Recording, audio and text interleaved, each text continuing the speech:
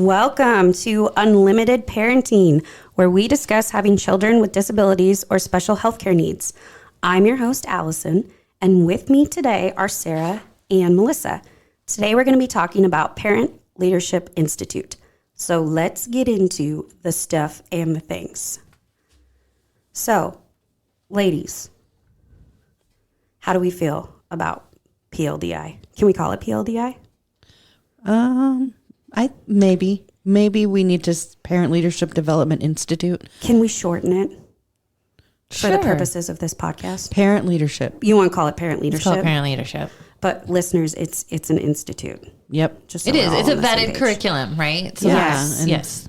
So we don't want to diminish that. It's No, but when we're talking about parent leadership in this conversation, we're shortening it, and we're talking about the Development Institute in its full context. Thank you for taking into account my inability to say Parent Leadership Development Institute It's a long one. for the rest of this time. I appreciate that. Hey, we live in alphabet soup. We do. Right. Like we need another, you're right, PLDI, like we need another acronym in this room, right? Parent leadership it is. Okay. Perfect. Sarah, would you want to start us off and tell us why you are qualified to talk about parent leadership? Oh, I suppose. So I am the parent. Well, Program coordinator? thank you. Sometimes She lapses every once in a while. Sometimes my brain has a restart. That's what happens when you're a parent. You have to restart. And so anyway, I'm the program coordinator here at Idaho Parents Unlimited. And we, this program, this parent leadership has been around for, oh my gosh, this will be our 12th year doing it here. Not mine, but I get to put this program together every year. And it's one of our favorite things that we do here. How many years, though, have you been doing it? This will be my 4th year really putting it together and coordinating this. My first year, I went through it as a parent and an employee, so it was kind of a double whammy for me. And it was really, it really was life-changing in the fact of my life and as the program coordinator and parent education coordinator at that time. So I learned a lot about why I'm here and why I want to be working here. And I've been here for 6 years. So I think it stuck. So you are the resident expert in this room Sure, as far as parent leadership goes. Absolutely. You're the elder at the table. as it were. You just like that we're older than you. That is think exactly so. right. I think Everybody so. write that down. I am the youngest at the table. Barely. Okay. Melissa, what do you bring to parent leadership? I do some mean dishes. So Oh, you're the cook. No, I said I do dishes. So I'm not the cook. I just want to make that abundantly clear. I do dishes and I do them really well. So this will be my 3rd year at Parent Leadership. My first year, it was the COVID year of the follow-up COVID year. So it was a little, it was smaller, and I think it was a wonderful time for me to get my feet wet with it because it was a smaller cohort of parents, but it was so intimate. It was, I will say it was life-changing. I didn't necessarily go through it. I went through it as an employee who is also obviously a parent as well. But it is really life-changing to hear these stories and then to be able to provide information and resources to some of these. And we were in Bear Lake at that point, that one. And it's a teeny tiny small rural community. And it was so awesome to see the community come together and just explore resources and how it was just exciting. So I don't remember what the question was. Oh, what do I bring to parent leadership? My dishes. My dishes, and you help facilitate. Oh, yeah. You that too. present, I do. essentially. I do present. So Sarah helps make the curriculum. She helps make the curriculum and the baskets and all the goodies that come with. Sarah, yeah. And then the I'm two not of crafty. you have been co-facilitators in the past. You both do the presenting. We do. Yeah. And then this year is my first year helping present. Last year, I was the parent. You were. I was How the was parent. that? I was nervous. Yeah. I was really nervous to come. I think we're nervous to go too. We always want to make sure that it's respite for parents too, right? So we want to make sure that we're providing a really good, relaxing experience. And at the same time, providing a curriculum that is giving them education and tools and resources to use when they walk away from it too. So I think we're nervous too. So that's a common feeling. I'll add a caveat that I was nervous to go, but then I really didn't want to leave.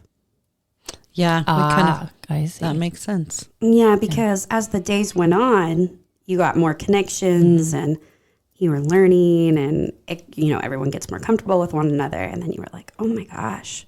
We have to leave? I don't want to leave. Yeah. Right? These people are awesome. Yeah, because you build those relationships and really lifelong relationships. I mean, obviously you're an employee now, right? I left parent leadership like, how do I get back with these ladies again? I know. And that brings up a good point because we do stay connected.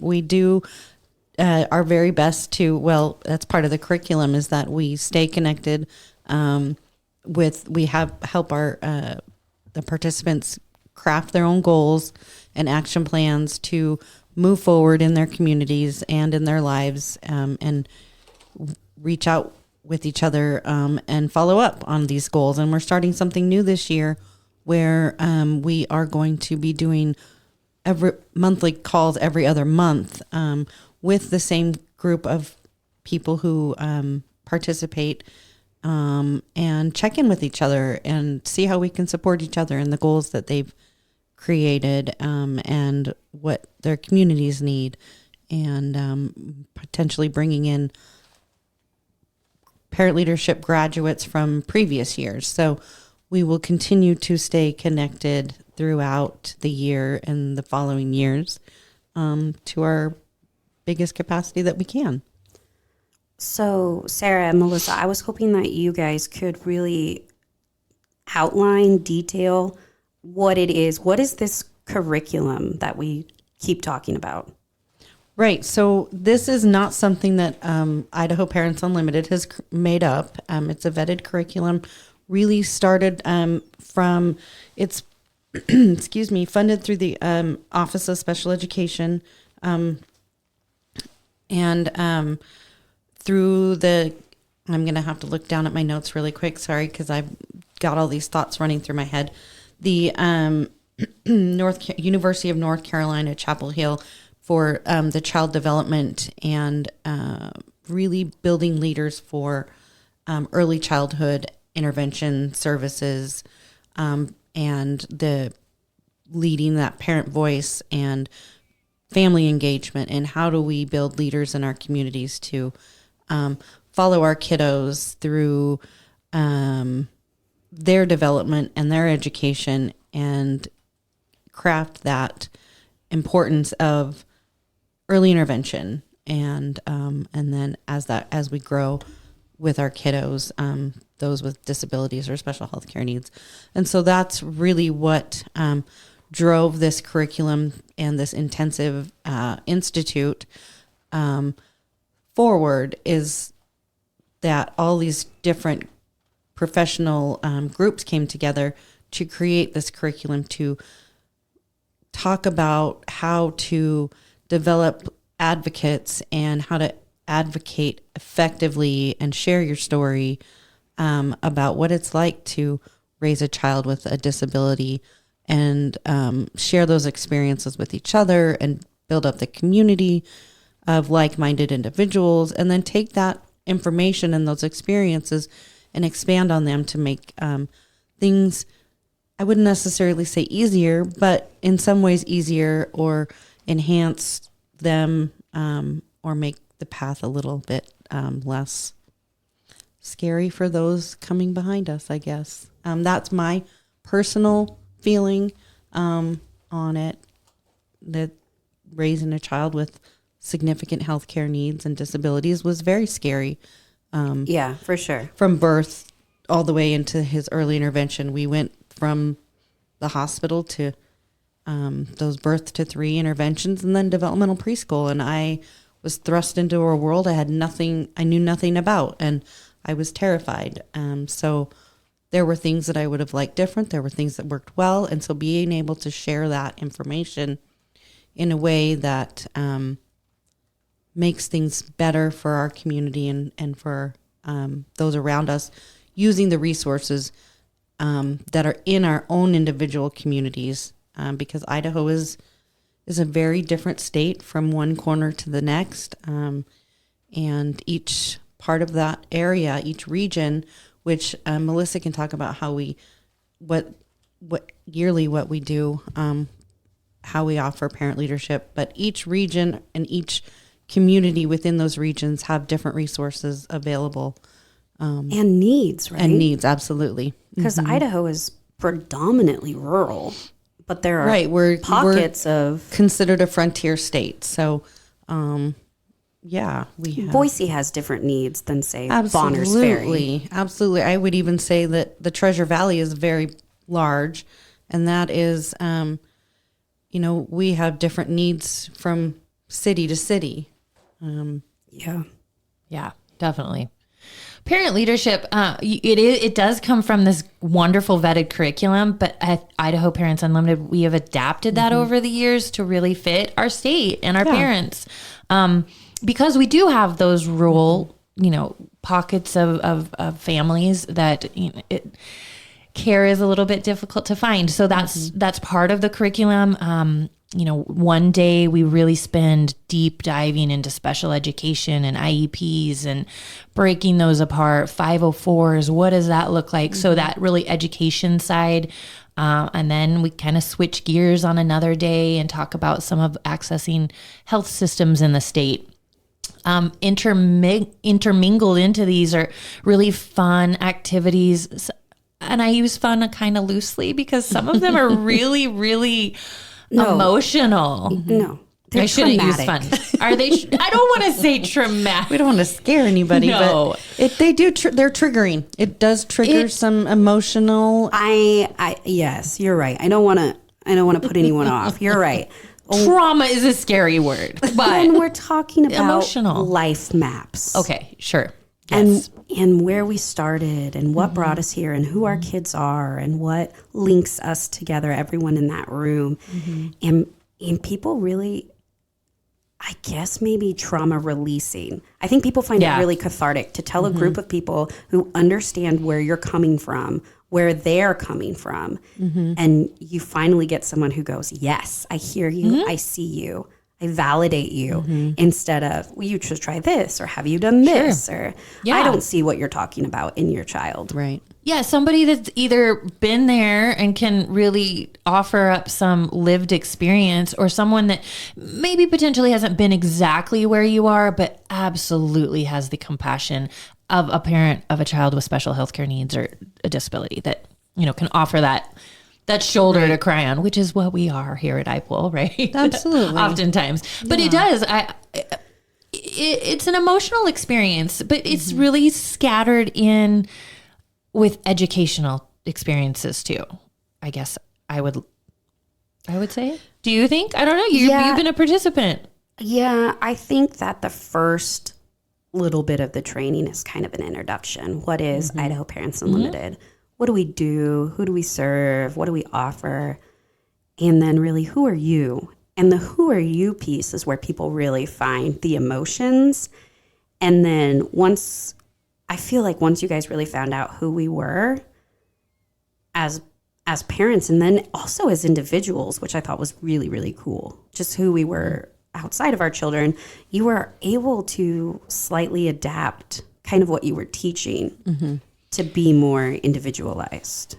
Yeah, absolutely. I mean, we do preliminary interviews, but you just don't know until you really get into the nitty gritty of a person's story what the training actually will kind of spin into. I think you're exactly right. I think it starts as one thing, kind of morphs as, that cohort really starts opening up and being vulnerable. Like you are vulnerable at parent leadership. I will tell you, I was not prepared for that. I'm not a crier.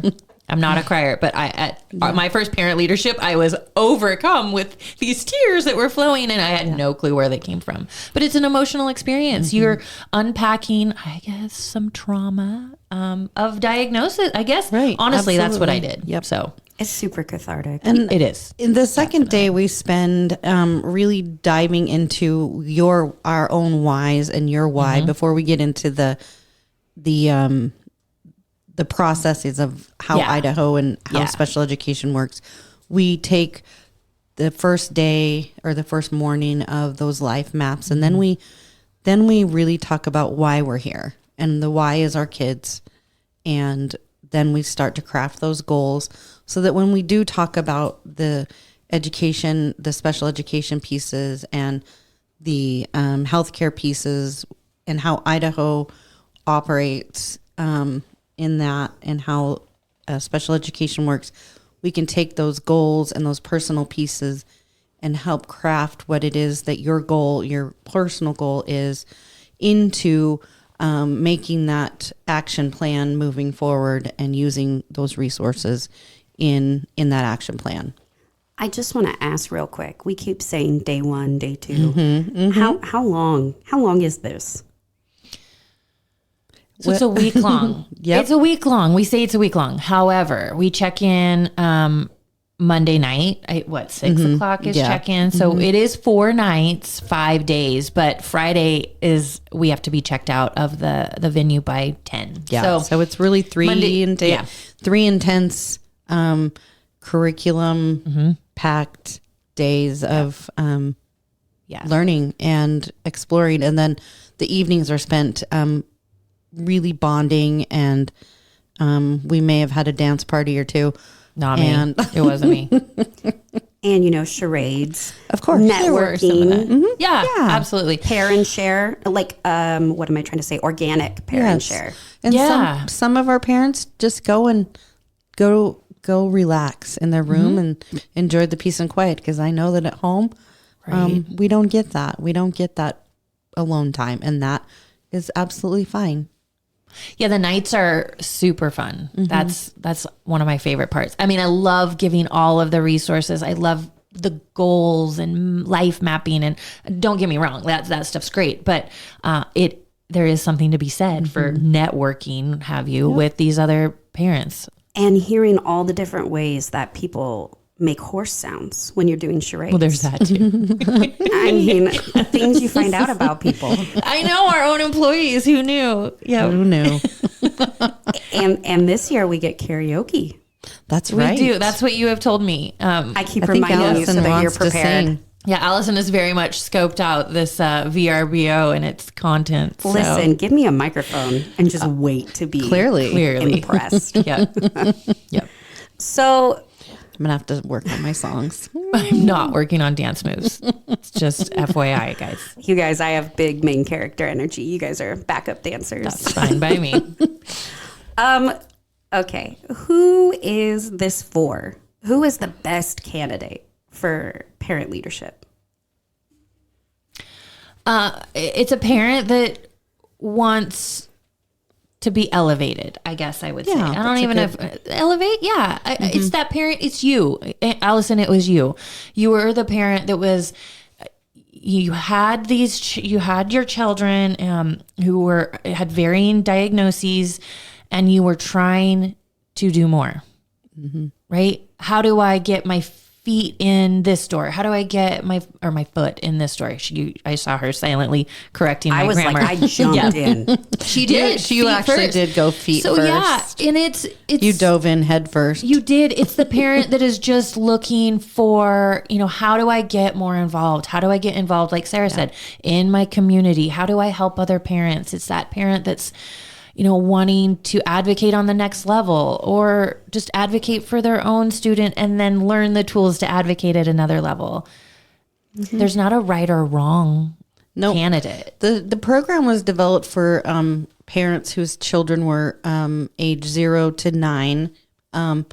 Each year in Idaho, we've tried to stick to that as much as possible. When we went through the pandemic, we struggled to get that age group. We did our very best to keep it at the early years, the early childhood developmental years. But we struggled to find people that were able, and we wanted to keep it small. So we've kind of developed, we've expanded our age group qualifications slightly, because we know that there are times when we lately at IPUL, we've been taking a lot of calls for our kiddos who are growing up and moving into that transition to adulthood age, moving on from high school. So we have a few parents who want to make that process a little easier for their kids and for those kids coming up behind them. So we have a great mixture of what that looks like, and I think it creates a great blend of those parents and families that have gone through the early childhood and what it can look like as they're growing up. So it provides that insight of, here's what it looks like after our kids have made it through this part of the journey.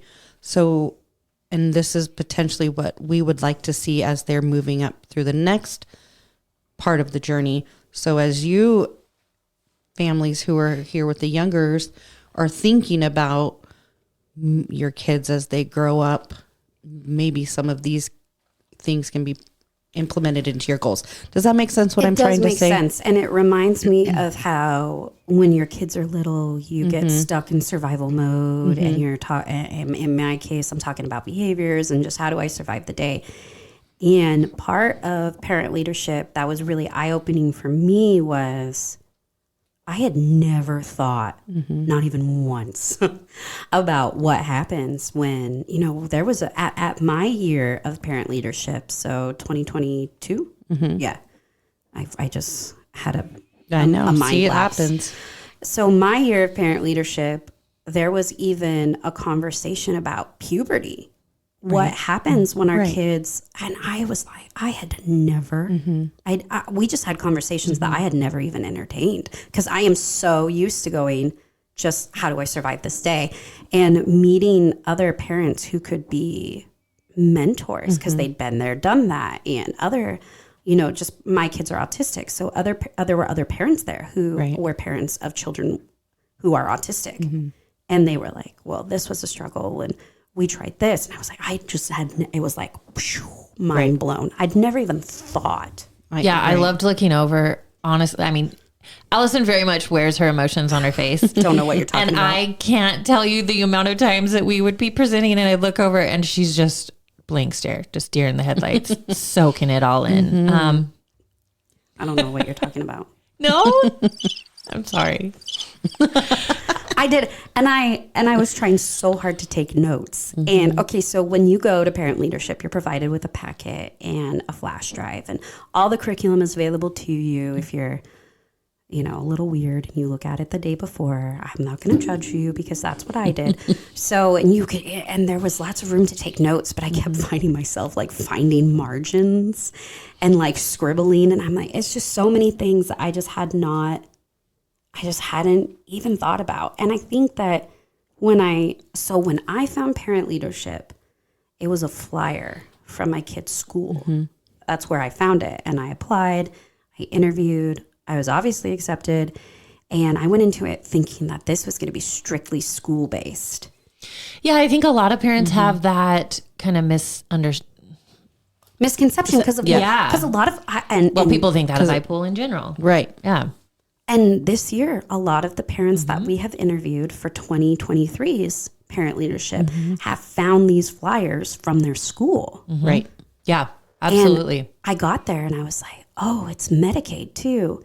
And I went into it not with an open mind. I'll just be honest. I was like, none of this is going to apply to me. None of it. Right. Because my children are autistic. They don't have special healthcare needs. My children are verbal. This isn't going to apply to me. And I'm like, what? Right. All of these services do, in fact, apply to me. Very much so. Right. Now, and I think that was the deer in the headlights for you. Yeah. Right? Because you went with one expectation and came out with a whole plethora of others. I would hope. I'm like, I don't, and I can't wrap my mind around how to retain some of this information. And then, I just was encouraged and reassured that people were going to follow up. If you had any questions, we'll help you fill out the forms. Absolutely. We'll walk you through the whole process. And I was like, where was this 3 years ago? Right? Yep. It was there. Well, quasi because the pandemic, but right. You found it at the right time. I truly believe that you found it at the right time when you had, you have to get to that where let the dust settle. You were picking your battles. You were just trying to make it, like you said, make it through the day, and you found it when you needed to find it. And I think that's kind of how a lot of this parents, it just really organically fits in when these parents need it most. Right. So the age, yes, there's an age restriction or an age range that we like to stick to, but I think over the years, I mean, in my mind and my research and my evidence-based knowledge or whatnot, if that's what you want to call it, it's important to include that lifespan because that's what we're talking about when we're really talking about systems change and developing systems that work for kids throughout their lifetime. And we have to remember to include and put these two age groups together so that we remember when we're talking about these older kids, what it was like having these younger kids and what our younger families are facing and vice versa, so that we can create and craft our goals and language around these changes to work in tandem moving forward throughout that lifespan. So it's important on my own soapbox to have the different age groups and moving forward to do so. And we talk about all these personal things that we have for our kiddos, but the curriculum also creates that knowledge of information so that we can move forward and create systems change, as well as that personal gain and agenda to create change for not only for our kids but for our communities. Because that's part of it, right? That is exactly when you're there, the reason. Yeah. You develop goals, and then you have like a rough draft, and then you go back and you recreate and you brainstorm with other people, and then. Well, you've heard. Oh, sorry. No, I was just going to say, then you're essentially, for lack of a better way to describe it, assign someone to see who follows up with you. Like, hey, how are you? How's that goal going? Yeah. Right. When you hear Sarah's talking about, we craft our story. We have a segment of this workshop called Power of a Personal Story. And it is just that. Like, we are going to sit down and help each individual participant craft their story. And what are they going to use that story for, you might ask? That story is going to be utilized for their goals, for their advocacy efforts, for really propelling them forward. So when I first did my story, I didn't really know what I was getting myself into. And I have reverted back to that story that I wrote at that first parent leadership so many times. Like, I am nailing those things in that story. So it's powerful. It's a power. I don't know how to put it into words what the experience is for people. Yep. But it's also kind of, there's no expectation. It's what your level of comfort is, right? So there are some people, and again, I can only speak for my cohort of 2022, but there were some people who were like, I want to go to the legislature. And there were some people who were like, who are your other partners so I can get in connection with them? And where can my voice be used? And there were other people who were like, can you just help me help my child? Yeah. And that's how do I advocate for them in an IEP meeting? So all parts of the spectrum, the levels are all welcome, right? Oh, absolutely. Yeah. And I will say, knowing your cohort, those parents that started with just help me help my kid are now parents within their community helping others. And that's the goal of parent leadership, right? Is to really help within these communities because we are a rural state. So our parent leadership last year was in McCall, and the McCall community is stronger because of it.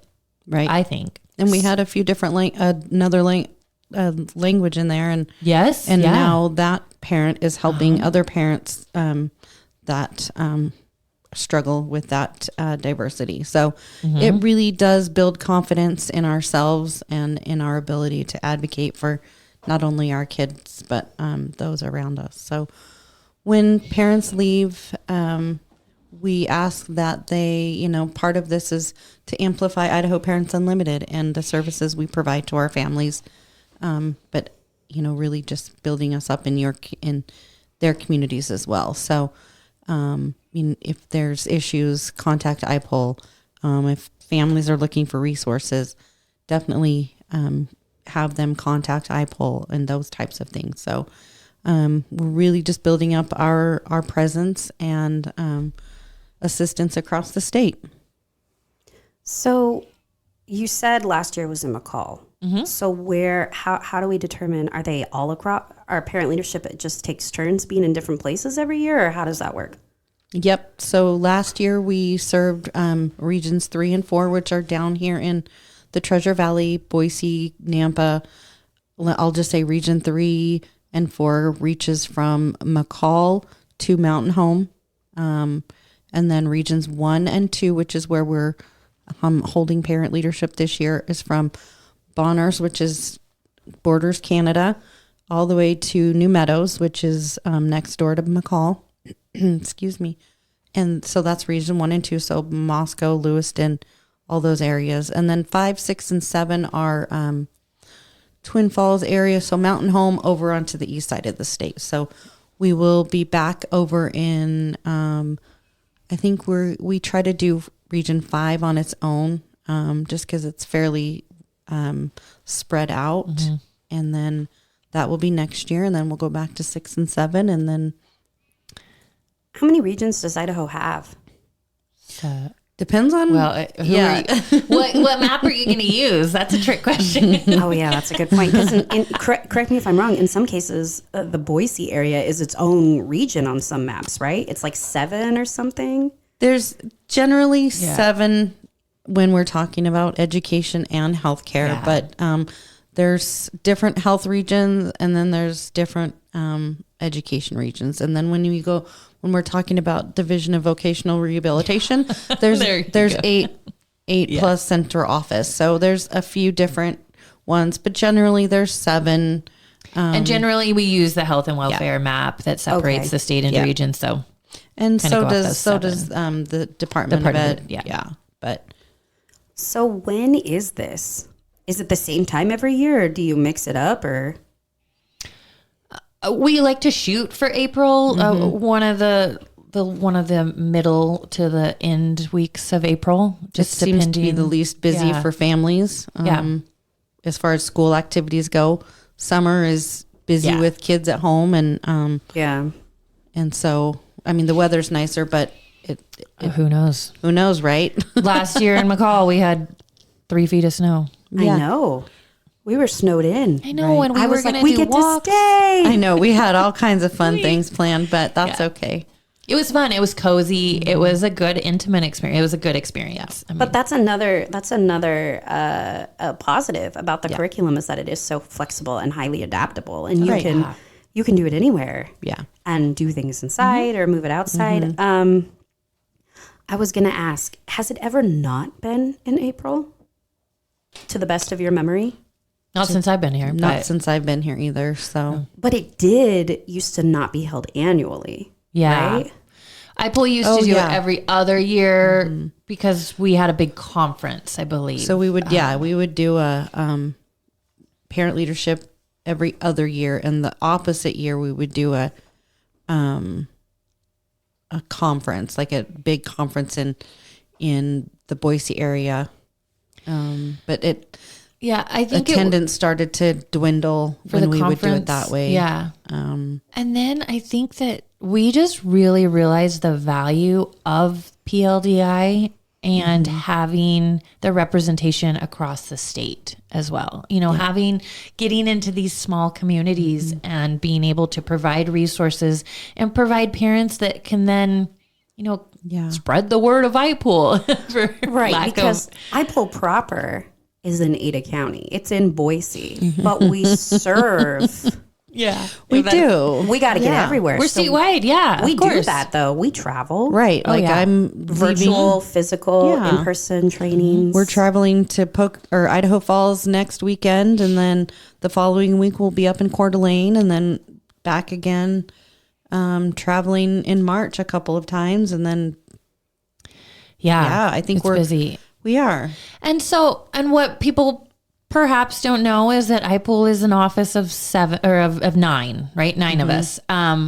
Realistically, it's the 3 of us that are taking parent calls that are, and then Angela, our fierce leader, executive director, accompanies us to parent leadership. So the 4 of us will go to parent leadership. But when you think about, there's 9 of us and we're statewide. We can't be in every place at every time, which is what parent leadership affords us the opportunity to have representation in different parts of the state. For perhaps there's a Down syndrome buddy walk and it's in Eastern Idaho and we would love to have a table there. Well, if we have a parent leadership graduate that is willing to willing to man that booth and really speak about IPUL and what we can do, that's another great outcome of parent leadership. It provides us these contacts and representation in other areas of the state. Board members, even we've got board members from parent leadership, and it's just been good all around for everyone. Yeah, and it doesn't have to go you don't have to be a board member after. You don't have to serve on groups and councils after. It's really like you said, Sarah. It's what you want. What your personal goal is and what you want to get out of it. I'm going to put you both on the spot. Okay, great. I'm laughing maniacally. What are some barriers to coming to parent leadership, and what do we do to make it as accessible as possible to everyone? We do, just the first thing that comes to my mind is a childcare stipend, right? So what our stipend includes, so we pay you to come. Oh, sorry, I'm making a mess here. We provide a stipend for the week for families or for parents to come, and then we pay for travel, and then we feed you. So the only expense you have if you're selected to come is any extra snacks, treats you want to bring, and whatever. That's really all the extras. But go ahead. I just wanted to throw out, if I think of one or if anyone else thinks of one, a scenario, and then we'll try and brainstorm how we could get you there. So say I'm a single mom, and I'm a single mom. Let's just start there. I'm a single mom. How do I get there? How are you going to help me get there? This is something I really want to do. I'm a great candidate for it. Absolutely. I could use CSW hours. Yeah. Well, first I would say, I would look to your extended family, friends, family. Is there anyone from the church that who is in your community that can potentially help out? Ideally, we do it during April because kiddos are still in school.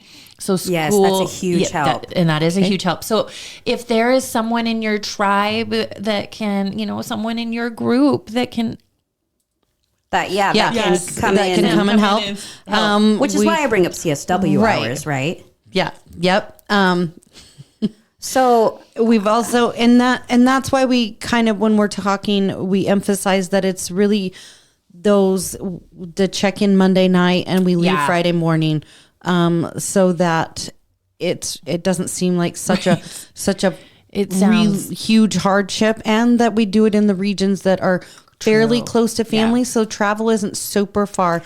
That's a good point. So you're not talking. We're not talking 1 and 2 in Boise. Yes, absolutely. So we are coming to you, and so travel is.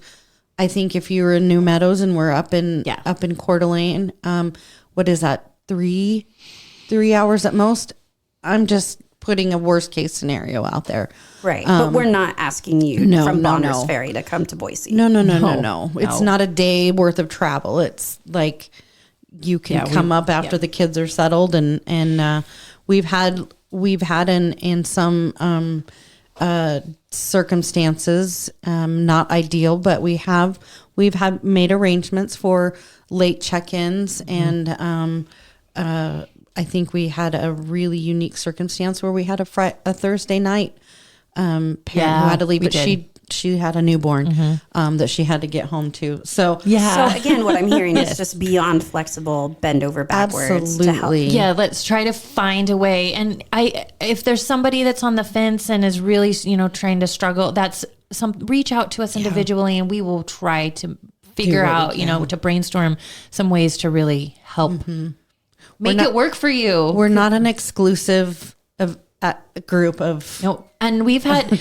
I guess I would even put this caveat out there. We've had dads attend. It doesn't just have to be moms. So parents, leadership. Yes. Parent leadership. Now we don't want couples to come. Obviously, we want one parent to, really own this portion, this program. So we and one needs to be able to support the child at home. So, good point. That's true. Since parent leadership is, for lack of a better way to describe it, it really is an experience. It's really immersive. The only thing that we're not flexible on is that it can't be held virtually. No, it cannot. You just can't get the same. And Melissa, if you can hear, she's kind of giggling. Laughing at her. Because I was that person last year. Oh, I live in Boise. I don't want to drive up to McCall. And we got weird snowfall. It was last weird. week. We got snow right before. And we're like, we're still going, darn it. I was super nervous. I was like, is there any Zoom option contingency for this weird weather? And you guys were like, you know what? You drive as slow as you want. You can come here at 8 o'clock, come here at 10 o'clock. We'll wait up for you. This is my number. Text me if you have to stop at any point. Do you want to ride with someone? Yes. I was blown away when Sarah messaged me back and said, hey, if you want, I can hook you up with another parent who can drive you if you're that. I get anxiety, and then we're adding snow into the mix.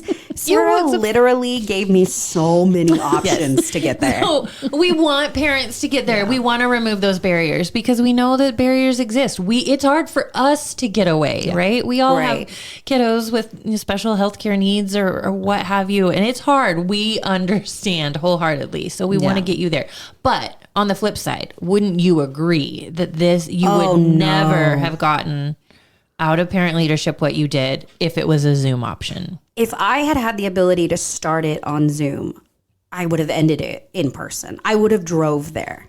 If I would, there's no way I would have found a way to get there. That's cool. Because it was So that's why I laugh, because it's fun, but it proved a great point. Yeah. That it's an absolutely interactive, immersive, and it's immersive because you can't go home. You can't beat charades on Zoom. You can't beat, we could never have made a horse sound on Zoom. There's no way that would have come across. Or heads up.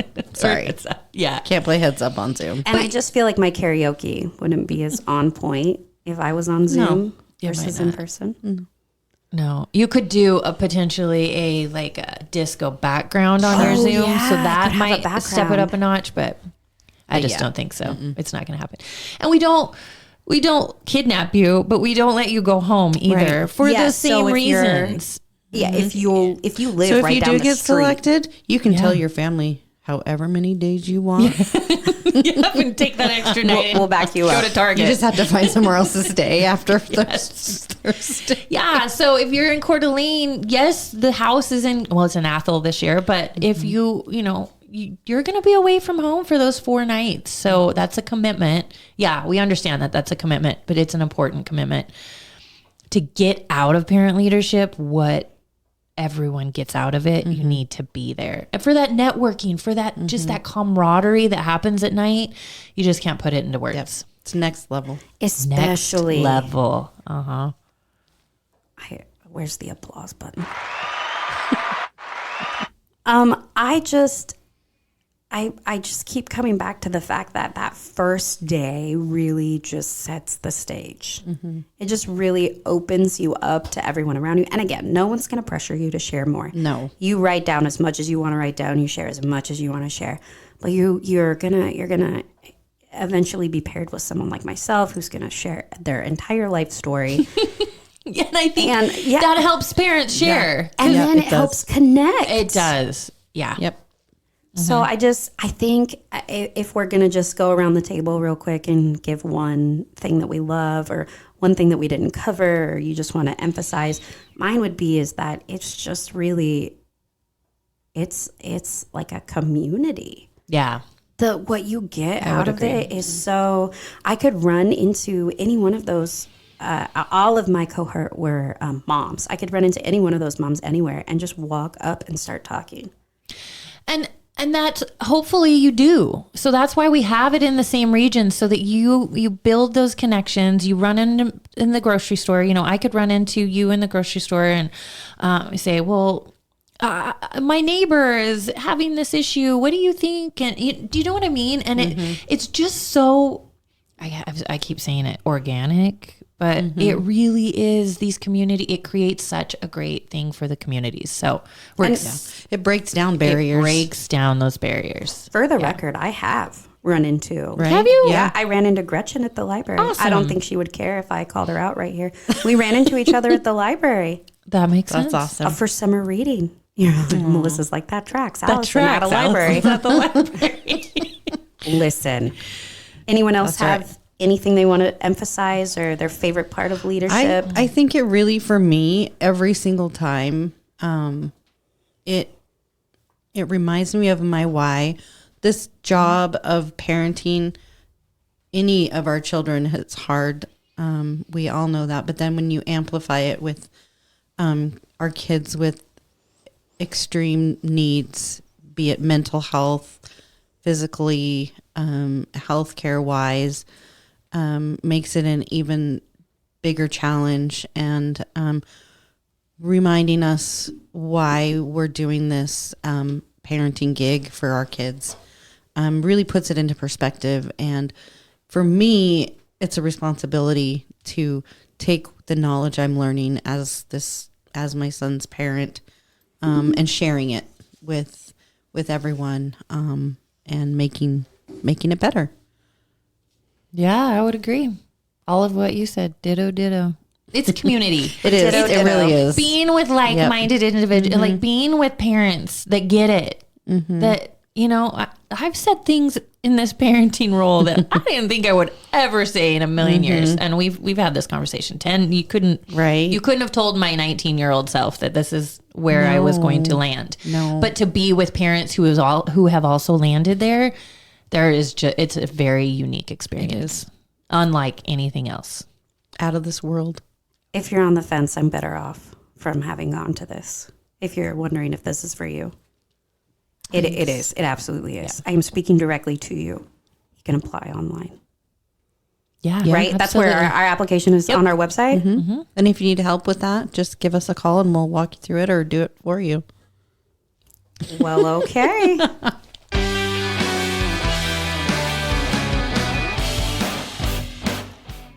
Thank you so much out there for listening in. If you are in Idaho or are planning on moving to Idaho and have any questions on systems, services for children with disabilities, please reach out to us on our website at IPULidaho.org. That's IPUL Idaho.org. Be sure to come back next time for our discussion on the components of an IEP. Until then, I'm Allison. I'm Sarah. And I'm Melissa. And this has been Unlimited Parenting.